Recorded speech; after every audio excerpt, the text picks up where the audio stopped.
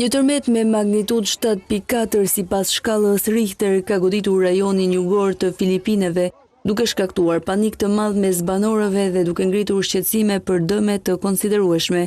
Sipas të dhënave të Institutit Sismologjik Lokal, epiqendra e tërmetit është lokalizuar rreth 20 kilometra nga qyteti Manay, në rajonin e Mindanaos. Lëkundjet janë ndjerë në një pjesë të madhe të vendit, ndërsa autoritetet kanë paralajmëruar për pasgoditje të mundshme. Menjëherë pas tërmetit, është lëshuar një alarm për tsunami, si edhe thirrje për evakuim të menjëhershëm të komuniteteve në zonat bregdetare.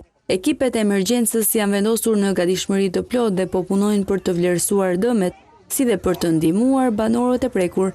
Vendi është ende duke u rikuperuar nga një tërmet i fuqishëm që goditi ishullin qendror të Cebos rreth 2 javë më parë. Tërmeti me magnitudë 6.9 ball ishte më vdekjeplurësi në Filipine në më shumë se një dekadë, pasi 72 persona humbën jetën dhe qindra të tjerë u plagosën.